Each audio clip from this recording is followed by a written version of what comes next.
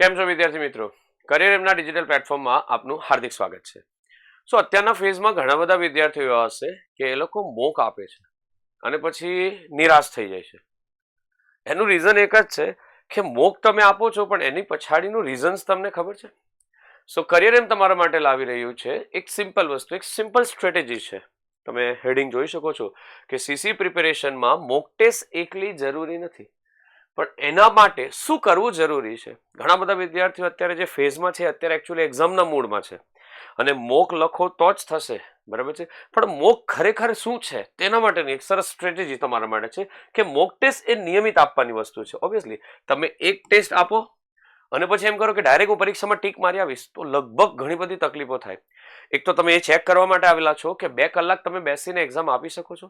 તમે એક સબ્જેક્ટમાંથી બીજા સબ્જેક્ટમાં, બીજા સબ્જેક્ટમાંથી ત્રીજા સબ્જેક્ટમાં તરત જઈ શકો છો ખરા? મોક આપવાથી આ બધી વસ્તુનું ખબર પડે. એટલે નિયમિત મોક આપવાની છે.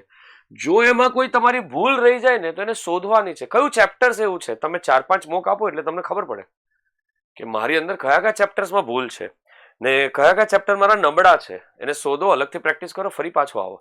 સૌથી જે ખતરનાક વસ્તુ છે તે તમે ભૂલનું કારણ નથી શોધતા. ખાલી એક્ઝામ આપીને બરાબર છે નીકળી નથી જવાનું. એ એક્ઝામ આખો દિવસ ચાલશે, આખો દિવસ ચાલશે. કઈ રીતે ચાલશે? તમારે એનું એનાલિસિસ કરવાનું છે કે ભાઈ આમાં આ ચેપ્ટર્સમાં મેથ્સમાં મારા આટલા કપાય છે, રિઝનિંગમાં મને સ્પીડ જોઈએ છે, ઇંગ્લિશમાં ખોટા પડે છે, કયા ખોટા પડે છે શોધો, અલગથી કાઢો, ટોપિક લખો અને પછી એને અલગથી શીખવાનો પ્રયત્ન કરો. છોડી દેવાથી કશું નહીં થાય. Try to attempt as many as possible. Analysis બહુ જરૂરી છે. ખાલી મોકો આપવાની જરૂર નથી. રિઝલ્ટ આવ્યું, કયા છોડી દીધા, કેમ છોડી દીધા, ટાઈમ ઘટ્યો, કેટલો ઘટ્યો, કયામાં સ્પીડની જરૂર છે, કયામાં મારો ટાઈમ બગડ્યો. કન્સેપ્ટ ખ્યાલ આવે છે? છોડવાના પણ માર્ક લેવાના છે, હું ધારું છું ત્યાં સુધી. તો નેક્સ્ટ આવશે રિવિઝન. તમે પ્રોપરલી રિવિઝન કરીને બેસો. ખાલી ધડ દેને ટેસ્ટ ચાલુ નહીં કરો. તમારી પાસે રિવિઝન હોવું જોઈએ. ચેપ્ટર્સ 3-4 વાર ગણાઈ ગયેલા હોવા જોઈએ. તમારા 3-4 વાર સબ્જેક્ટ વાંચીને નવરા થઈ ગયેલા હોવા જોઈએ. તો તમે પ્રોપરલી મોક આપી શકો. છેલ્લે જે મોક આપી રહે ને પછી એનું ટેસ્ટનું પાછું બીજે દિવસે પુનરાવર્તન કરો. મારું એવું માનવું છે. જો રીટેસ્ટ હશે તો તમને વધારે ખ્યાલ આવશે કે ગઈકાલે આ ભૂલ થયેલી. જો જવાબ યાદ આવ્યો કારણ કે એનાલિસિસ કરીને બેઠા છો. Retest is compulsory. ખાલી મોક આપીને છટકી જવાનું નથી. તમારે એની રીટેસ્ટ આપવાની છે. અને રીટેસ્ટમાં શું થશે ખબર તમને? તમને ખબર પડે છે કે આમાં ઇમ્પ્રુવમેન્ટ આવ્યું.